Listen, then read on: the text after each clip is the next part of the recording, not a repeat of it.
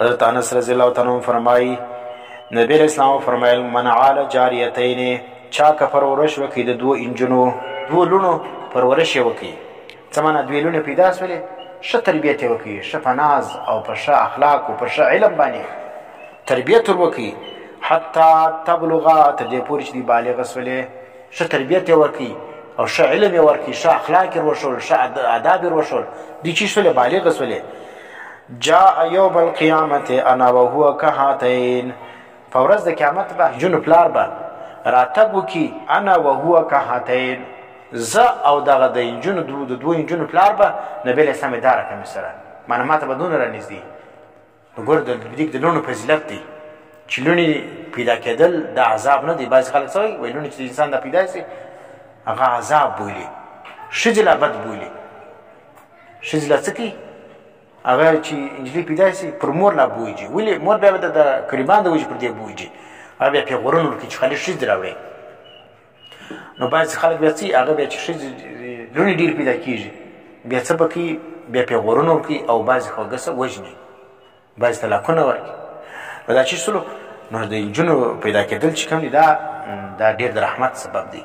خو دا دی سړی به څه وکړي اخلاق به وښیي علم به ورکوي نو نبی علیه السلام که چا د دوو لوڼو پرورش وکړي تر دې پورې چې دوی بالغه سولې چې دوی بالغه سولې جاء یوم القیامت راتګ به وکړي دغه پلار د دې نجونو انا وهو زو او دی به کهاتین په شان د دا دوه ګوتې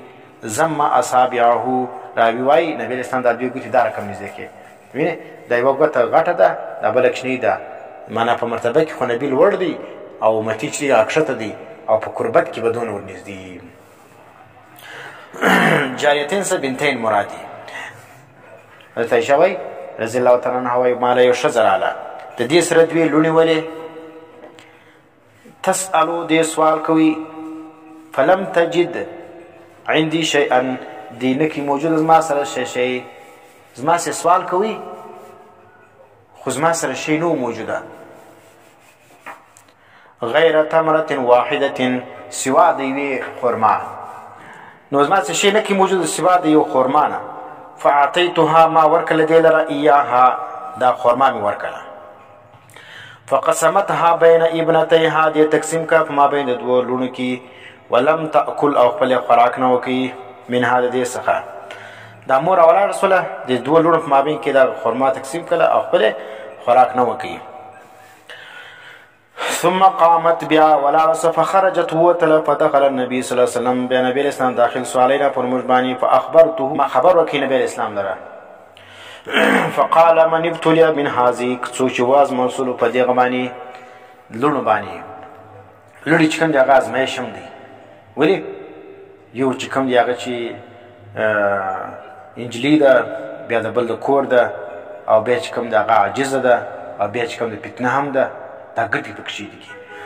نو څوک چې واز منصول په دې لونو باندې فاحسن الیهن بیا ښه رویه وکړي دې لونو سره دغه لوڼې به کنه له دا به وي د دپاره سترن دا به پردی من النارې د اوره څخه په ورځ د قیامت به دغه لوڼې د پلار دپاره د چیش څخه د جهنم څخه به پرده وي او دی به د جهنمه بچاوي نو دا چې سلو خو شرط دا دی چې سړی به د لوڼو سم تربیت کوي سم اخلاق و آداب وشي علم به پکوي چې علم و اخلاق و آداب ډېر وښول بیا چې کوم دی هغه چیز سوله ده بیا به دا مرتبه ده او که چیرې لوڼې باندې تعلیم نه وکړي او لوڼو ته د اخلاق نور وښوي او ژوند زندګي دې نور وښوله طریقه دې نور وښوله بیا چې کوم دی هغه چیز دی بیا به نو عذاب